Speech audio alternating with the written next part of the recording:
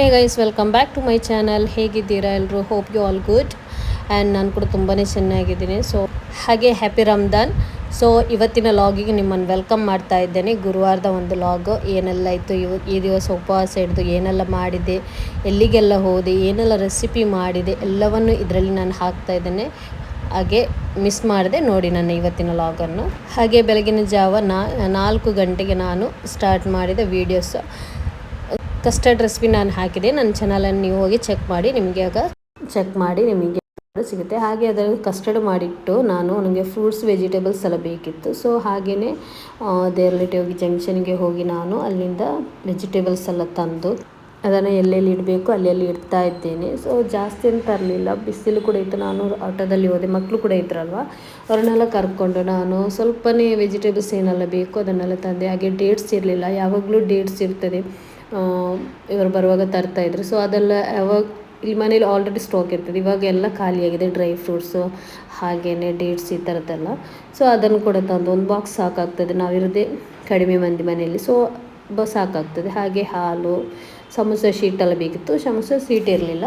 ಹಾಗೆ roll sheet ತಂದು ಅದನ್ನೆಲ್ಲ ಸ್ಟೋರ್ ಮಾಡಿದ ನಂತರ ನಾನು ಕುಕ್ ಮಾಡಲಿಕ್ಕೆ ಬಂದೆ. ನಾನು ಇದೊಂದು 12 ಗಂಟೆ ಆಗುವಾಗಲೇ ಸರ್ಬತ್ತೆಲ್ಲ ಮಾಡಿ ಇಡ್ತಾ ಇದ್ದೇನೆ ಫ್ರಿಜ್ಜಲ್ಲಿ. ಬಿಕಾಸ್ ಮತ್ತೆ ಸಂಜೆ ಹೊತ್ತಲ್ಲಿ ಒಮ್ಮೆಲೆ ಮಾಡುವಾಗ ನನಗೆ ಕಷ್ಟ ಆಗುತ್ತೆ. ಸೊ ಹಾಗೆ ಅದಕ್ಕೆ ನಾನಿಲ್ಲಿ ಮೊಹಬ್ಬತ್ ಮಾಡ್ತಾಯಿದ್ದೇನೆ, ಮೊಹಬ್ಬತ್ ಸರ್ಬತ್ ಅಂತ. ಸೊ ನಾನಿಲ್ಲಿ ಒಂದು ಅರ್ಧ ಭಾಗದಷ್ಟು ವಾಟರ್ ಮೆಲನ್ ತಗೊಂಡು ಅದಕ್ಕೆ ನಾನು ಬೇಕಾದ ಸ್ವಲ್ಪ ಸಣ್ಣದಾಗಿ ಅದನ್ನು ಕಟ್ ಮಾಡಬೇಕು. ಇಲ್ಲಾಂದರೆ ಸ್ಪೂನಲ್ಲಿ ಈ ಥರ ಯಾವ ಥರ ಆದರೂ ಮಾಡಿ ನಾವು ಕ್ರಷ್ ಥರ ಮಾಡಿ ಅದನ್ನು ಒಂದು ಬೌಲಿಗೆ ಹಾಕಿ ನಮಗೆ ಟೇಸ್ಟಿಗೆ ಎಷ್ಟು ಬೇಕು ಅಷ್ಟು ಸಕ್ಕರೆನೇ ಹಾಕ್ಬೋದು. ಆದ ನಂತರ ಇದು ಮಿಲ್ಕ್ ಮೇಡ್, ನಾನಿದು ಹೋಮ್ ಮೇಡ್ ಮಿಲ್ಕ್ ಮೇಡ್ ಮನೆಯಲ್ಲಿ ಮಾಡಿದ್ದು. ಸೊ ಅದು 1-2 ಟೇಬಲ್ ಸ್ಪೂನ್ ಅಷ್ಟು ಹಾಕಿ ನಾನು ಚೆನ್ನಾಗಿ ಮಿಕ್ಸ್ ಮಾಡ್ತಾಯಿದ್ದೀನಿ. ಇದಂತೂ ನನಗಂತೂ ಫೇವ್ರೇಟ್. ನನ್ನ ಮಗಳಿಗಂತೂ ಪಿಂಕ್ ಕಲರ್ ಇದ್ದರೆ ಸಾಕು, ಅದು ಕುಡಿಲಿಕ್ಕೆ ಹೇಗಿದೆ ಚೆನ್ನಾಗಿದೆ ಅದೇನು ಬೇಡ, ಹೊಟ್ಟಿನಲ್ಲಿ ಅವಳಿಗೆ ಪಿಂಕ್ ಕಲರ್ ಬೇಕು. ಸೊ ನಾನಿಲ್ಲಿ ಕಡಿಮೆ ಕ್ವಾಂಟಿಟಿಯಲ್ಲಿ ಮಾಡ್ತಾಯಿರೋದು. ಅರ್ಧ ಲೀಟ್ರ್ ಹಾಲು ಕೂಡ ಹಾಕಲಿಲ್ಲ ಇದಕ್ಕೆ, 1.5 ಕಪ್ಪಷ್ಟು ಹಾಲು ಹಾಕ್ತಾಯಿದ್ದೀನಿ. ಅದನ್ನು ಹಾಕಿ ಮಿಕ್ಸ್ ಮಾಡಿ ಸಬ್ಜಾ ಸೀಡ್ ಉಂಟಲ್ಲ ಅದನ್ನು ನೆನೆಸಿ ಹಾಕಿದೆ, ಅದನ್ನು ಕೂಡ ಹಾಕ್ತಾಯಿದ್ದೀನಿ. ಅದ ನಂತರ ಇದರದ್ದು ಮೈನ್ ಇಂಗ್ರೀಡಿಯೆಂಟ್ಸ್ ಅಂದರೆ ನಮಗೆ ರೂಹ್ ಅಫ್ಜಾ, ಇದು ಮೇಯ್ನ್ ಬೇಕು ಇದಕ್ಕೆ. ನಮಗೆ ಮೊಹಬ್ಬತ್ ಸರ್ಬತ್ ಮಾಡಲಿಕ್ಕೆ ಮೇಯ್ನಾಗಿ ರೂಹ್ ಅಫ್ಜಾ ಬೇಕು. ಹಾಗೆಯೇ ಇದು ಹೆಲ್ದಿ ಕೂಡ.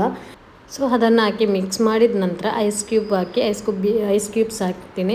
ಸೊ ಅದನ್ನು ಹಾಕಿ ಮಿಕ್ಸ್ ಮಾಡ್ತೀನಿ. ನನಗೆ ಐಸ್ ಕ್ಯೂಬ್ಸ್ ಹಾಕಿ ಮಿಕ್ಸ್ ಮಾಡಿದರೆ ಆಯಿತು, ನಮ್ಮ ಟೇಸ್ಟಿಯಾಗಿ ಮೊಹಬ್ಬತ್ ಕಾ ಸರ್ಬತ್ ಇಲ್ಲಿ ರೆಡಿ ಆಯಿತು. ಸೊ ಇದನ್ನು ನಾನು ಹೀಗೇ ಮಾಡಿ ಫ್ರಿಜ್ಜಲ್ಲಿಟ್ಟೆ. ನಾನು ಸರ್ವ್ ಮಾಡಿ ನಿಮಗೆ ತೋರಿಸ್ತಾ ಇರೋದು. ನಾನು ಮಾಡುವಾಗ ಮೊದಲೇ ಹೇಳಿದಾಗೆ 12 ಗಂಟೆಗೆ ಮಾಡಿದೆ ಮಧ್ಯಾಹ್ನ. ಸೊ ಫ್ರಿಜ್ಜಲ್ಲಿ ಇಟ್ಟು ಬಿಟ್ಟಿದೆ. ತುಂಬಾ ಹೊತ್ತಾಗುತ್ತೆ, ನಂಗೆ ಟೈಮ್ ಸಾಕಾಗಲ್ಲ. ಮಕ್ಕಳಲ್ಲಿರುವಾಗ ಮಗ ಇದ್ದಾನಲ್ಲ ಸಂದು, ಸೊ ಆವಾಗ ನಂಗೆ ಟೈಮ್ ಸಾಕಾಗಲ್ಲ, ಅವನ ಹಿಂದ್ಗಡೆನೇ ಹೋಗಬೇಕು. ಇಷ್ಟು ಬೇಗನೆ ಒಂದೊಂದು ಮಾಡಿ ಕೂಡ ನನಗೆ ಟೈಮೇ ಸಾಕಾಗಲಿಲ್ಲ. ಕಸ್ಟರ್ಡ್ ಮತ್ತು ಸರ್ಬತ್ತಿನ ಕೆಲಸ ಒಂದಾಯಿತು. ಇದನ್ನು ಮಾಡಿದ ನಂತರ ನಾನು ನಮಾಜ್ ಮಾಡಲಿಕ್ಕೆ ಹೋದೆ. ಮಧ್ಯಾಹ್ನ ನಮಾಜ್ ಮಾಡಿ ಆದ ನಂತರ ಸ್ವಲ್ಪ ರೀಡೆಲ್ಲ ಮಾಡಿ ಕುರ್ಆನ್ ಓದಿ.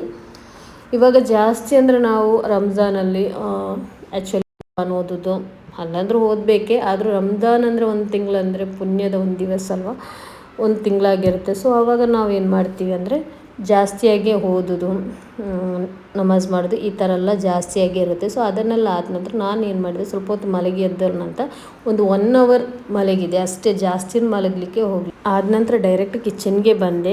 ಕಿಚನ್ಗೆ ಬಂದು ನಾನು ನಮಗೆ ಮಸಾಲ ಬೇಕಿತ್ತು ಇದಕ್ಕೆ ಸ್ನ್ಯಾಕ್ಸಿಗೆ. ಸೊ ಅದನ್ನು ರೆಡಿ ಮಾಡಲಿಕ್ಕೆ ಅಂತ ನಾನು ಒಂದು ಬನಾಲೆಗೆ ಸ್ವಲ್ಪ ಆಯಿಲ್ ಹಾಕಿ ಚಿಕನ್ ಉಂಟಲ್ವ ಕ್ಯೂಬ್ಸ್ ಆಗಿ ಕಟ್ ಮಾಡಿದ್ದೆ, ಬೋನ್ಲೆಸ್ ಚಿಕನ್ನ, ಅದನ್ನು ನಾನು ಆಯಿಲಲ್ಲೇ ಫ್ರೈ ಮಾಡ್ತಾಯಿದ್ದೀನಿ, ಅಂದರೆ ಬೇಯಲಿಕ್ಕೆ ಬಿಟ್ಟಿದ್ದೆ. ಸೊ ಅದನ್ನು ಲಿಡ್ ಕ್ಲೋಸ್ ಮಾಡಿ ಒಮ್ಮೆ ಬೇಯಲಿಕ್ಕೆ ಬಿಟ್ಟೆ. ಆದ ನಂತರ ಓಪನ್ ಮಾಡುವಾಗ ಅಲ್ಲೆಲ್ಲಿ ಹಿಡಿದಿತ್ತು. ಸೊ ಅದನ್ನು ಕೂಡ ಆಚೆ ಈಚೆ ಮಾಡಿ ಬಿಡಿಸಿ ಆದ ನಂತರ ರುಚಿಗೆ ಬೇಕಾದಷ್ಟು ಉಪ್ಪನ್ನು ಹಾಕಿ 1/4 ಟೀ ಸ್ಪೂನಷ್ಟು ಅರಿಶಿನ ಹಾಕಿ ಮಿಕ್ಸ್ ಮಾಡಿ ಆದ ನಂತರ ಇದಕ್ಕೆ 1/4 ಟೀ ಸ್ಪೂನಷ್ಟು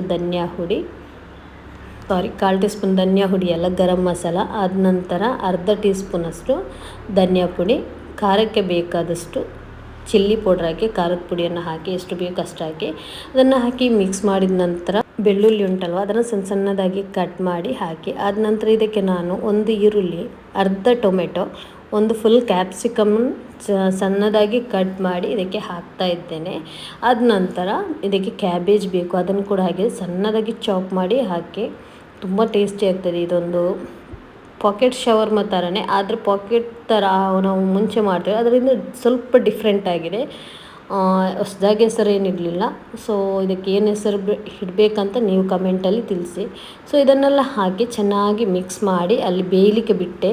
ಅದ ನಂತರ ಒಂದು ಸೈಡಲ್ಲಿ ನಾನು ಗ್ರೇವಿ ಕೂಡ ಮಾಡ್ತಾಯಿದ್ದೆ. ಸೊ ಅದು ಕೂಡ ಬೆಂದಿದೆ ಅಂತ ನೋಡ್ತಾ ಇದ್ದೀನಿ. ಮಟನ್ ಪಲ್ಲಿ ಕರಿ ಮಾಡ್ತಾಯಿದ್ದೀನಿ. ತುಂಬಾ ಬ್ಯುಸಿ ಇದ್ದೆ. ಇಷ್ಟೆಲ್ಲ ಆಗುವಾಗ 4:15 ಆಗಿತ್ತು.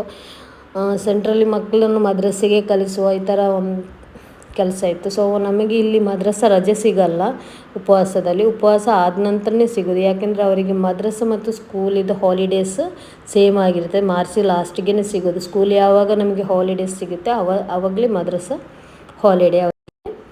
ಸೊ 2 ತಿಂಗಳು ನಮಗೆ ಎಲ್ಲಿಗೆ ಬೇಕಾದರೂ ಹೋಗ್ಬೋದು ಆರಾಮ್ಸೆ.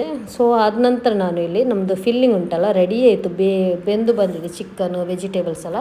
ಫೈನಲ್ಗೆ ಕೊರಿಯಂಡರ್ ಲೀವ್ಸ್ ಹಾಕಿ ಅದನ್ನು ಮಿಕ್ಸ್ ಮಾಡಿದರೆ ನಮ್ಮದು ಫಿಲ್ಲಿಂಗ್ ರೆಡಿ ಆಯಿತು. ಆದ ನಂತರ ಇದಕ್ಕೆ ಮೇಯ್ನಾಗಿ ಬ್ರೆಡ್ ಬೇಕು. ಜಾಸ್ತಿ ಆಗಿ ಬ್ರೆಡ್ಡಲ್ಲೇ ಮಾಡೋದಲ್ವ ಎಲ್ಲರೂ, ಈಸಿ ಕೂಡ ಆಗ್ತದೆ. ಬ್ರೆಡ್ಡನ್ನು ನಾನೇನು ಮಾಡ್ತೀನಿ, 2 ಬ್ರೆಡ್ಡನ್ನು ಒಂದು ಸೈಡಲ್ಲಿ ಹಾಕಿ ಅದನ್ನು ಕಟ್ ಮಾಡ್ತೀನಿ. ಈ ಥರ ಕಟ್ ಮಾಡ್ತೀನಿ. ಸೊ ಆದ ನಂತರ ನಾವು ಕಟ್ ಮಾಡಿದ 2 ಬ್ರೆಡ್ಡನ್ನು ಕೂಡ ಸೆಂಟ್ರಲ್ಲಿ ಕಟ್ ಮಾಡಿರ್ತೀವಲ್ಲ ಅದನ್ನು ನಾವು ಎಗ್ಗಿಗೆ ಡಿಪ್ ಮಾಡಬೇಕು. ಎಗ್ಗಿಗೆ ಡಿಪ್ ಮಾಡಿ ನಾರ್ಮಲ್ ನಾವು ಸ್ನ್ಯಾಕ್ಸ್ ಮಾಡ್ತೀವಲ್ಲ ಅದೇ ಥರನೇ ಬ್ರೆಡ್ ಕ್ರಮ್ಸ್ ಉಂಟಲ್ವ ಅದಕ್ಕೆ ನಾವು ಕೋಟಿಂಗ್ ಮಾಡಿದರೆ ಆಯಿತು. ನಾನೀಗ ವೀಡಿಯೋದಲ್ಲಿ ಯಾವ ಥರ ತೋರಿಸಿದರೆ ಅದೇ ಥರ ಮಾಡಿದರೆ ಆಯಿತು. ತುಂಬಾ ಈಸಿ ಕೂಡ ಆಗುತ್ತೆ, ಬೇಗನೆ ಆಗುತ್ತೆ. ಫಿಲ್ಲಿಂಗ್ ಅಂತೂ ರೆಡಿ ಇದ್ದರೆ ಈ ಕೆಲಸ ಎಲ್ಲ ಮಾಡಿಟ್ಟರೆ ನಮಗೆ ಉಪವಾಸ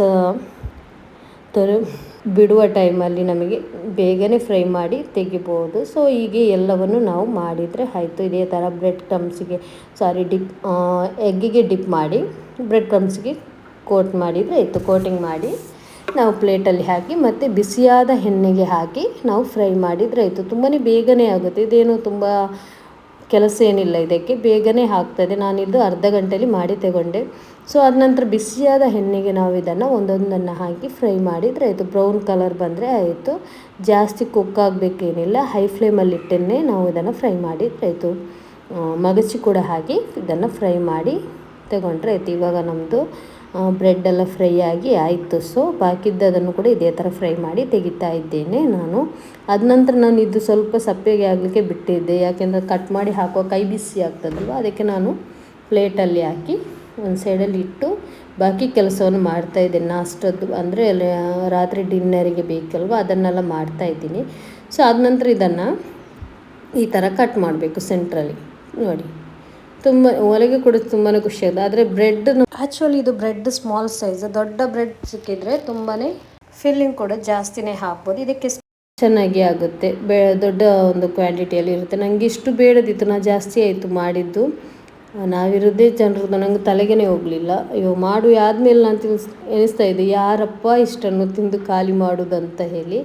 ಸೊ ಇವಾಗ ಏನಂದರೆ ಕಟ್ ಮಾಡಿ ಎಲ್ಲ ಆಯಿತು. ನಾನಿದು homemade mayonnaise, tandoori mayonnaise ಮಾಡಿದ್ದೆ. ತುಂಬ ಅಂದರೆ ತುಂಬಾ ಟೇಸ್ಟಿ ಆಯಿತು. ಅದರ ರೆಸಿಪಿ ಬೇಕಿದ್ರೆ ಕಮೆಂಟಲ್ಲಿ ತಿಳಿಸಿದರೆ ನಾನು ನಿಮಗೆ ರೆಸಿಪಿ ಹಾಕ್ತೀನಿ. ಅನಂತರ ಲಟ್ಟೂಸ್ ಉಂಟಲ್ವ ಲೀಫ್, ಅದನ್ನು ಕೂಡ ತಗೊಂಡಿದ್ದೆ. ಅದನ್ನು ನಾನು ಬರುವಾಗ ಇವತ್ತು ವೆಜಿಟೇಬಲ್ಸ್ ತರುವಾಗ ಅಲ್ಲಿ ಸಿಕ್ತು. ಸೊ ಅದಕ್ಕೆ ಅದನ್ನು ಕೂಡ ತಂದಿದ್ದೆ. ಸೊ ಅದಿಲ್ಲ ಅಂತ ನೀವು ಮಾಡದೇ ಇರಬೇಡಿ. ಲೆಟ್ಟೂಸ್ ಇಲ್ಲಲ್ವ, ಲೀವ್ಸ್ ಇಲ್ಲಲ್ವ ಅಂತ ನೀವು ಮಾಡೋದು ಬಿಡಬೇಡಿ. ಸೊ ಅದಿಲ್ಲ ಅಂದರೂ ಈ ಫಿಲ್ಲಿಂಗ್ ಜೊತೆ ಮಾಡ್ಬೋದು.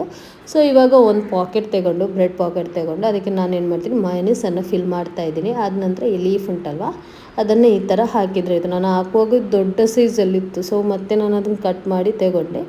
ಈ ಥರ ಬಾಕಿ ಫಿಲ್ಲಿಂಗ್ಸನ್ನು ಹಾಕಿದರೆ ಆಯಿತು. ಇಷ್ಟೇ ಇರೋದು, ಬೇರೆ ಏನಿಲ್ಲ.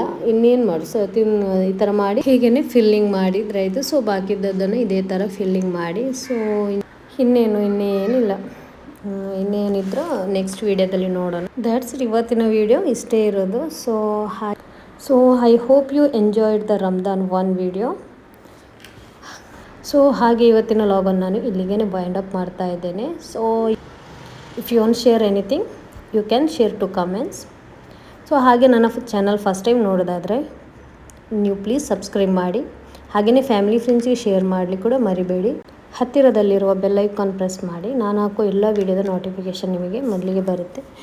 ಸೊ ಹಾಗೆ ನೆಕ್ಸ್ಟ್ ವೀಡಿಯೋದಲ್ಲಿ ಸಿಗೋಣ. ಅಲ್ಲಿವರೆಗೂ bye, take care, thank you for watching.